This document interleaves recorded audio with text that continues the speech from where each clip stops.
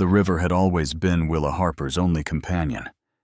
It murmured outside her cabin through every season, sometimes soft as a lullaby, sometimes wild as a beast. She was 12, and for 3 years now, the orphan girl had lived alone in the rotting cabin her late father had built with rough pine and stubborn hands. Loneliness was a weight she had learned to carry, but on this morning, that weight shifted into something else entirely: fear. The knock at her door wasn't the rap of a neighbor or a traitor. It came like thunder, one solid strike that rattled the hinges. Willa pressed her back against the wooden boards, heart pounding, and peered through a crack in the shutters. What she saw nearly stopped her breath. 40 Lakota warriors stood in perfect silence outside her door. Their faces were painted with lines of blue and white, their eagle feathers catching the light. And then, impossibly, they lowered themselves to one knee as though they knelt before a queen. Willa's stomach flipped. Yesterday she had helped a limping native child across the swollen river. She hadn't thought about it beyond instinct. The girl had been small, her leg injured, the current too strong. Willa had waded into chest-deep water and carried her across. That was all, or so she thought. But now the warriors had come. The leader rose, towering and broad-shouldered, his dark eyes fixed on the cabin. In his cupped hands, he held a silver pendant that gleamed in the morning sun. Willa recognized it instantly. It belonged to the child she had carried, small, carved with strange symbols that had seemed alive in the light. The man spoke in careful English, his voice deep as the mountains. "You helped my daughter cross the river. You carried her when she could not walk." The words hit Willa harder than the knocking had. The girl had been his daughter, a chief's daughter. She could feel her pulse racing in her throat, fear and confusion tangling with something stranger recognition. She remembered whispering comfort to the child in words that hadn't been English at all, words she hadn't known she knew. Her hand trembled on the latch. She could run, she could hide, or she could open the door and face whatever truth waited outside. The silence pressed in, broken only by the river's restless song. At last, Willa lifted the latch. The door creaked open. The chief stepped closer, raising the silver pendant as if it were both gift and burden. His eyes never left hers. "You spoke in our tongue," he said. "You sang the morning song only our women know.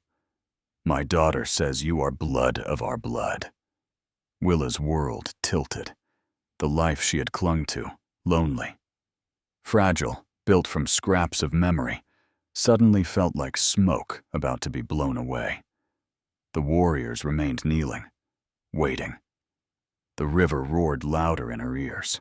And in that suspended moment, Willa Harper understood one thing with absolute clarity: nothing would ever be the same again. The silver pendant glittered like a living thing in the chief's hand. Willa could see her reflection in it. Wide eyes, tangled hair, the frightened face of a girl who had never been anything but ordinary. Yet the way the warriors stared at the pendant made her feel like it was a crown being lowered on her head. The chief spoke again, his voice heavy with meaning. "My name is Takakota. The girl you carried is Ayana, my daughter. She told me you not only saved her life, but spoke to her in Lakota, the language of our ancestors. Tell me, child, how do you know the words of my people?" I don't," Willa stammered. "I only speak English." But even as she said it, fragments of sound fluttered through her mind. Syllables she had whispered to the child at the river, words of comfort that had felt natural on her tongue.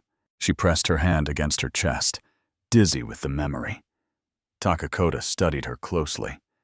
Behind him, one of the warriors stepped forward and set a leather bundle on the ground. The chief unwrapped it carefully, revealing a small dress of soft deerskin. beaded in the same patterns as the pendant. Beside it lay a pair of tiny moccasins, and, at the bottom, a daguerreotype photograph. Willa's breath caught. A woman with proud features and dark eyes stared back at her from the faded image. In her arms, she held a pale-skinned baby wearing the same silver pendant. "This was my sister," Takakota said softly.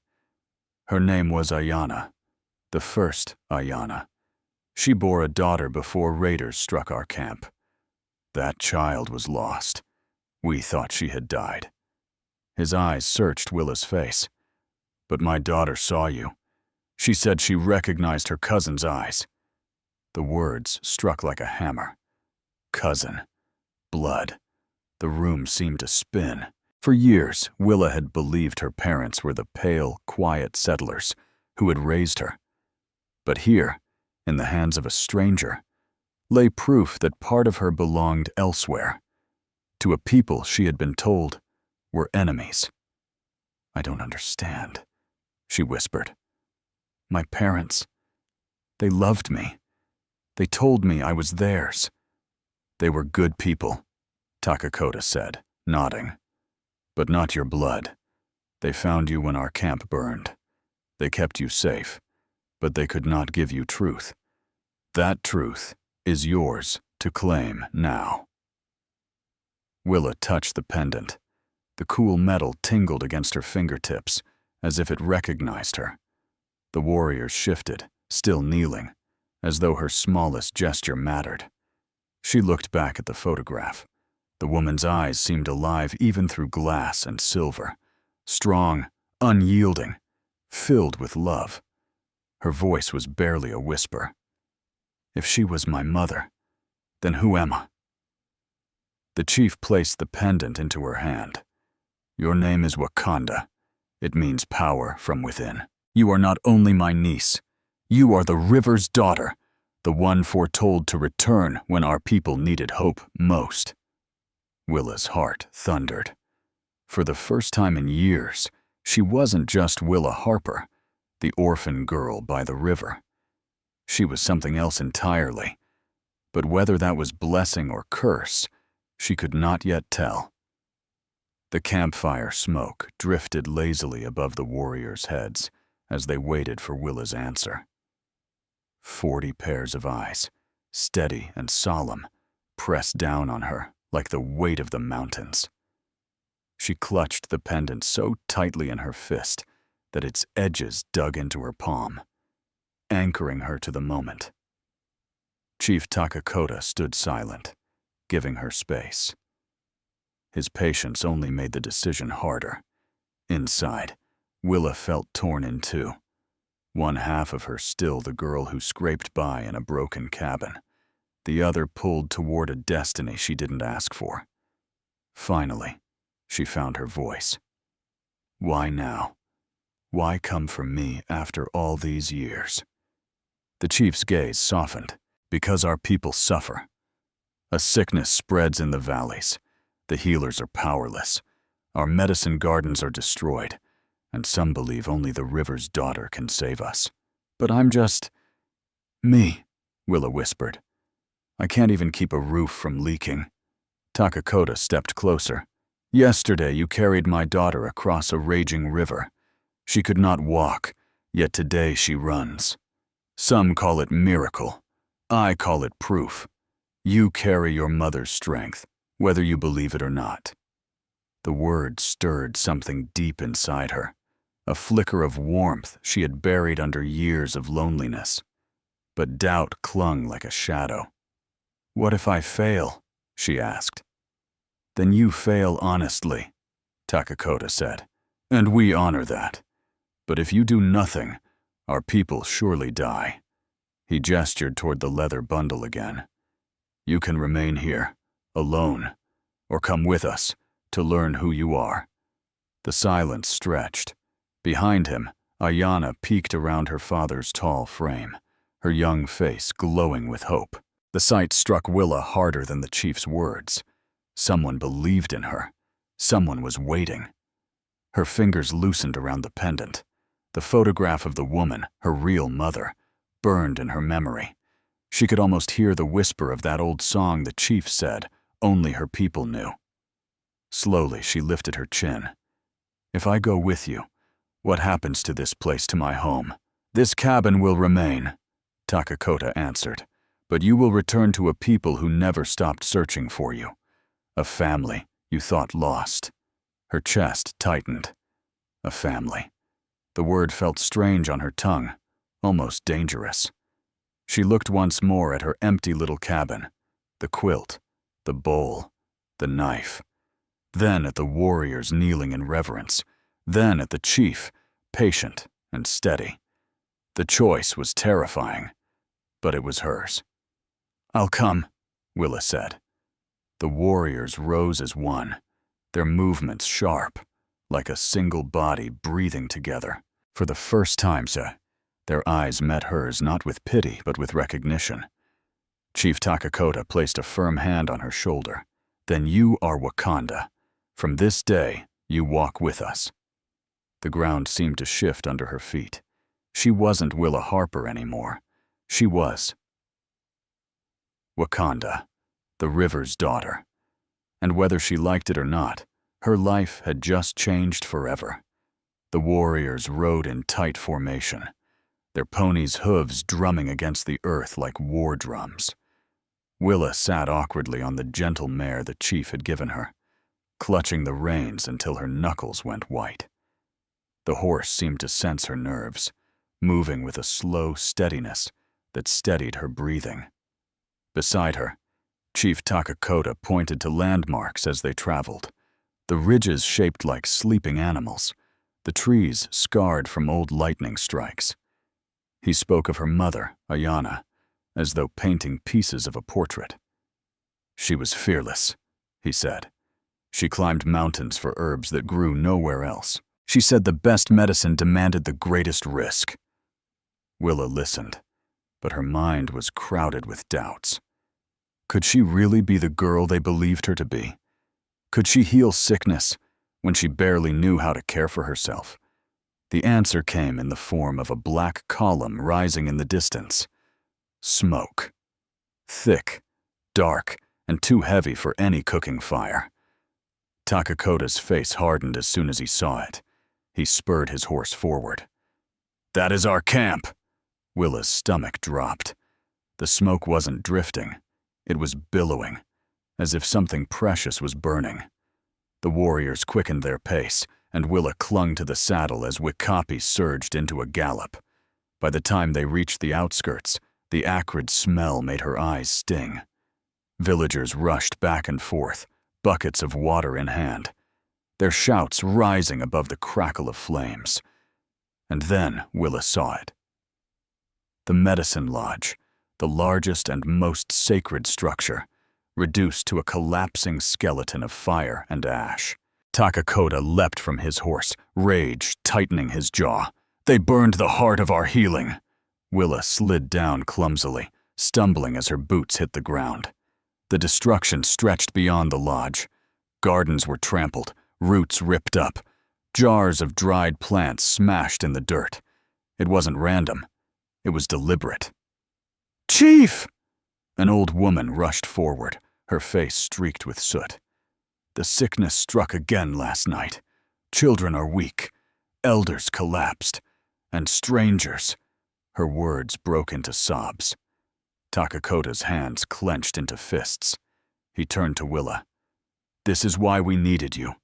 Whoever did this wants our people helpless." Before she could respond, a small figure darted from a nearby lodge. Ayana, the limping girl she had carried across the river. Only now she was running, her steps light and sure. She threw her arms around Willa with the force of someone greeting family. "You came!" Ayana cried. "I knew you would." Willa hugged her back, stunned by how completely the girl's leg had healed. No limp, no pain. She looked up at Takakota, who was already scanning the ridges with suspicion. Then came the shout. A warrior ran from the tree line, breathless and urgent. "Chief, we found tracks. Boots, not moccasins. And these." He held up a small glass vial, its contents still clinging to the sides. Takakota's face went pale. "Poison." Willa's throat tightened. She recognized the chemical smell clinging to the vial. Something industrial, not natural. Someone had been poisoning their water supply. Before the horror could sink in, a gunshot split the air. Wood splintered just inches from Takakota's head. Warriors shouted, scrambling for cover. Willa dropped to her knees as another shot rang out, echoing off the canyon walls.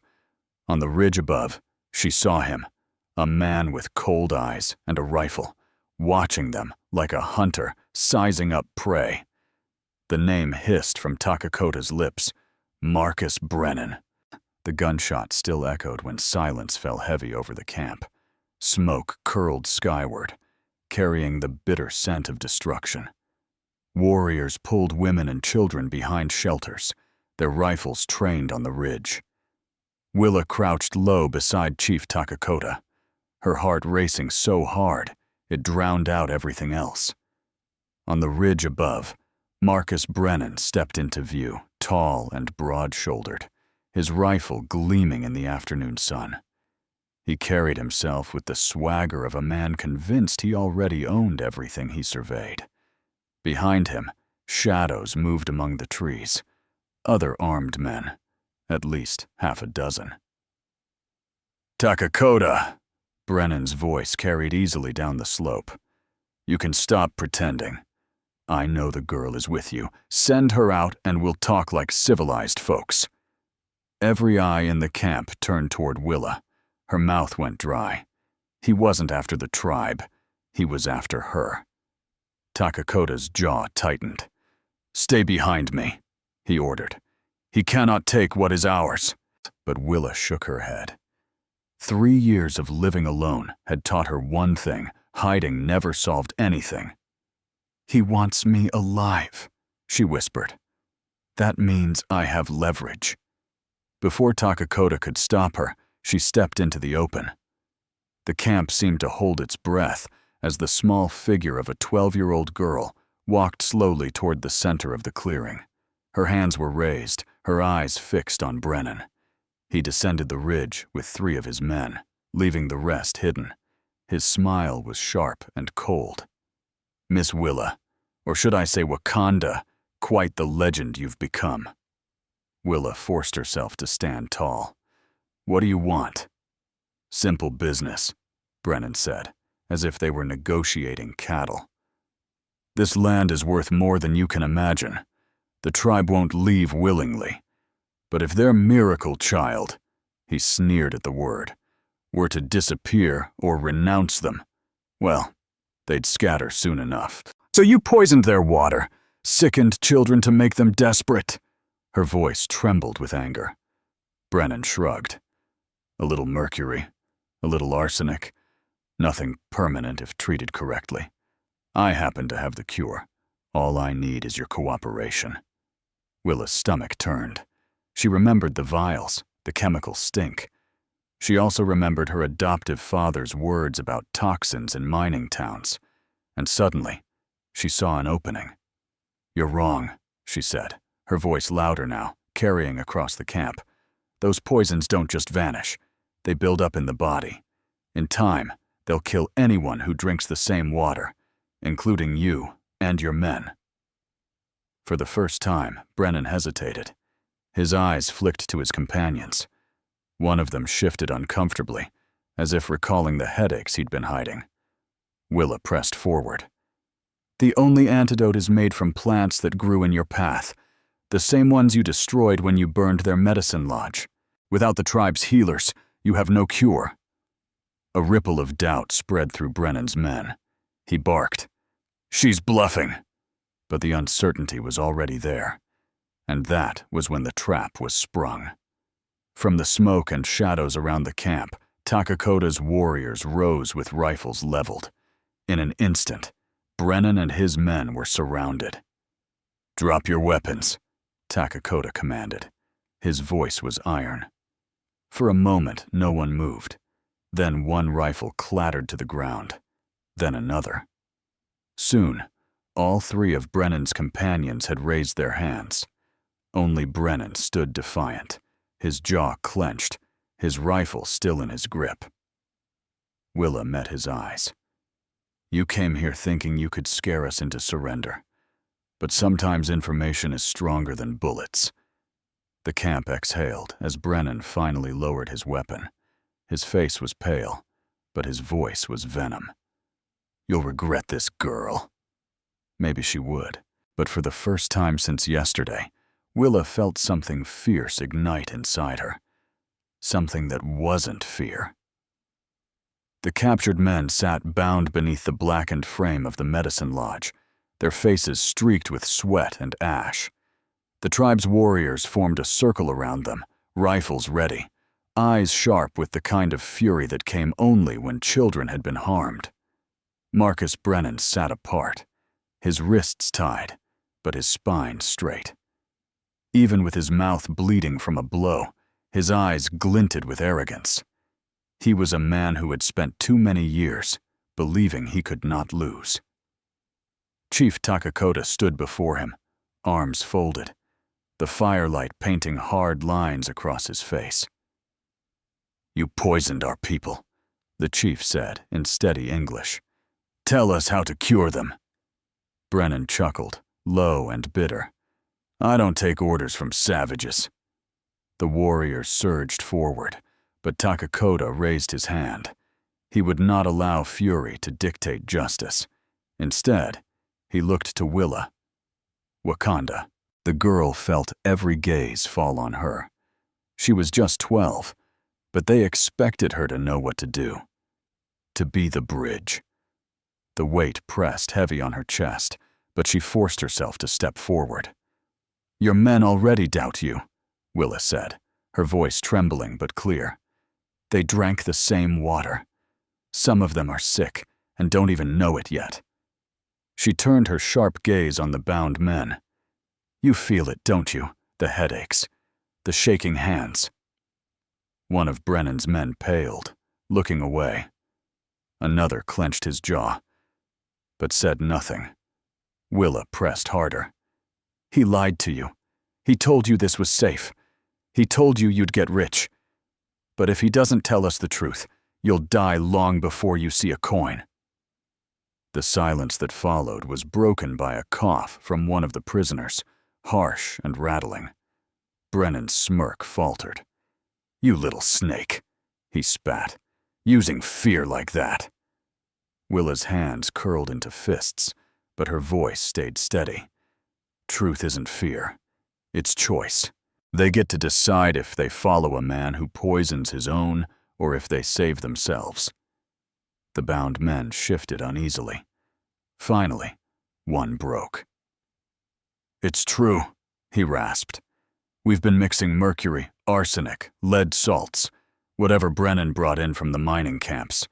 He said it would scare the tribe off without too much bloodshed."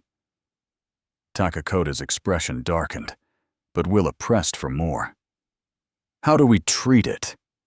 "Charcoal," the man said quickly, "and certain plants, milkweed, wild onion, sage.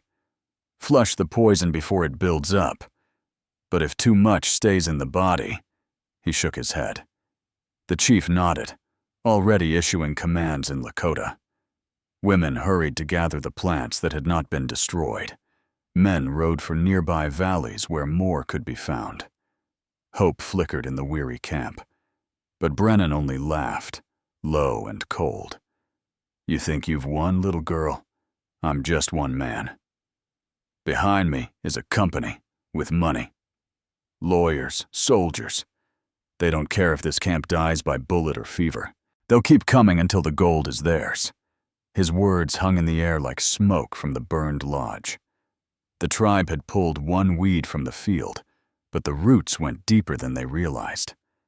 Willa felt the chill of it, but she also felt something else, a spark.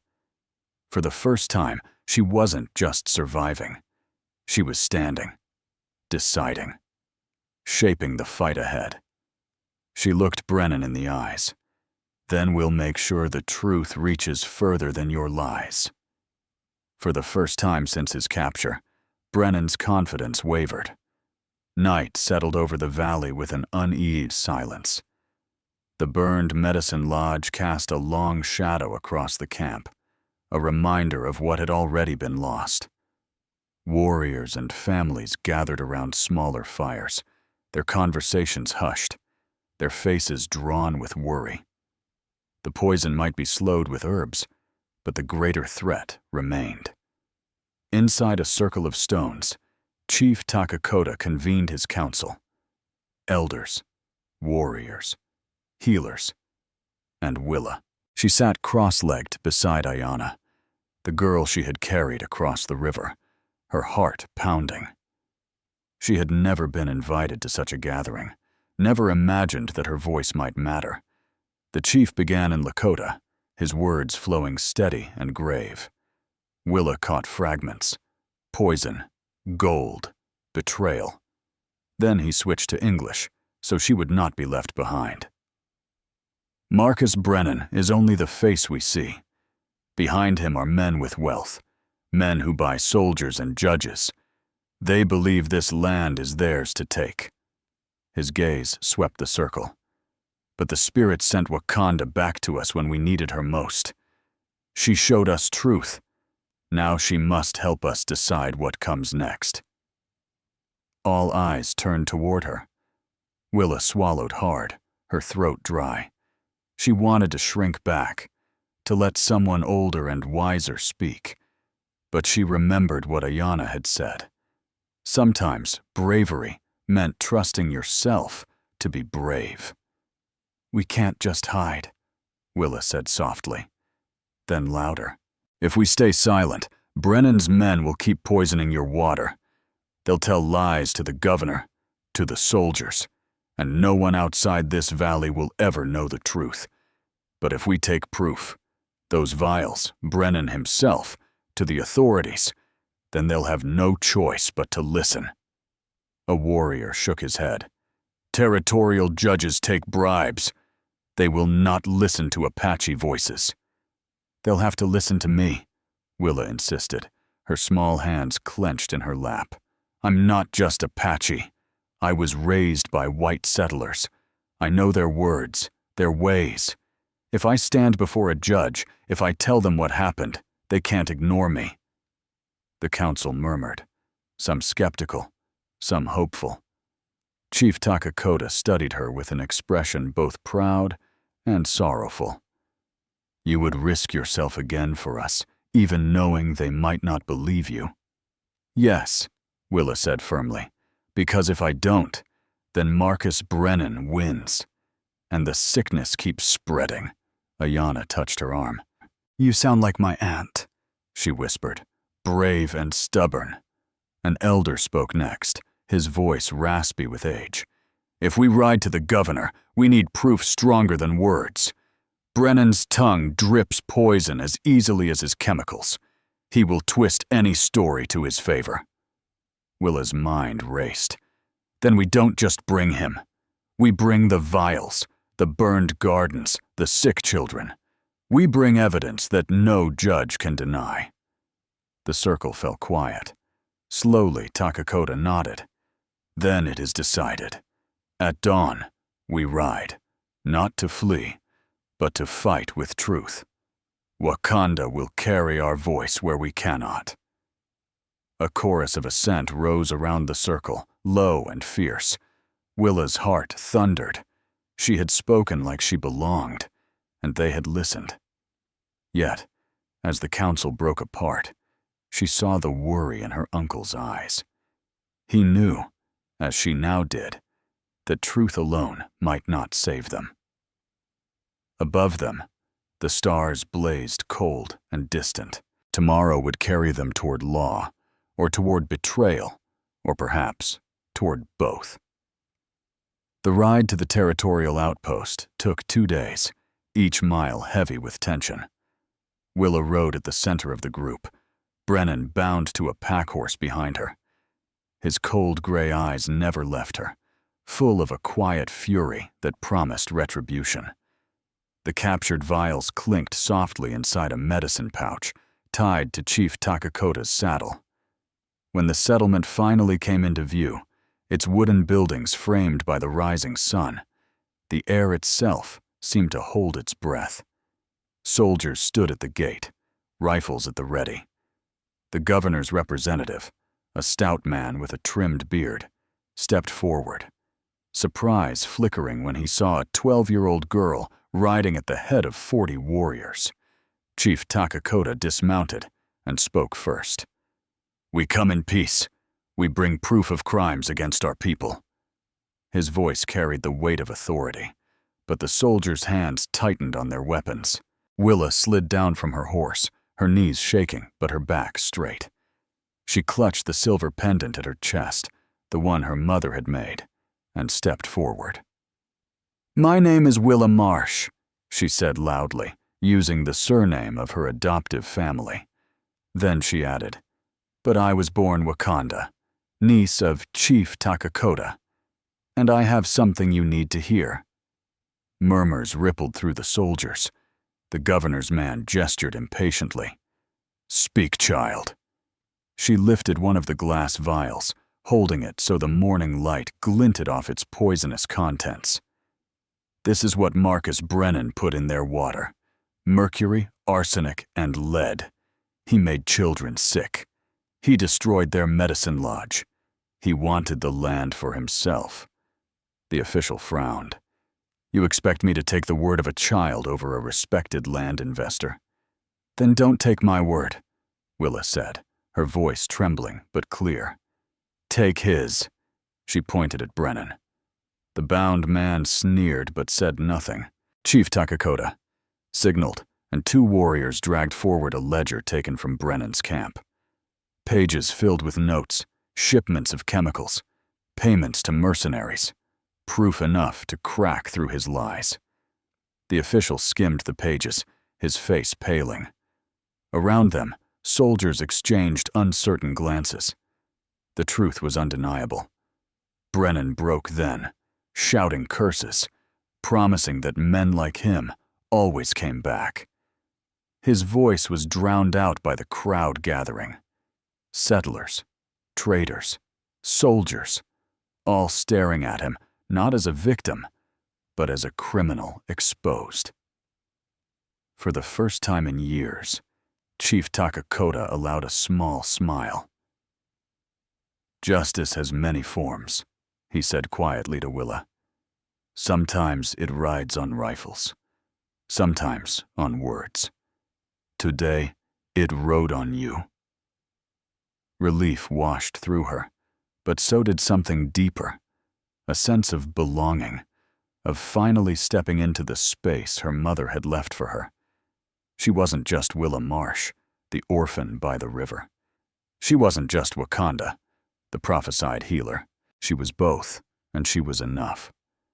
That night, as fires burned in celebration back at camp, Ayana slipped her hand into Willa's.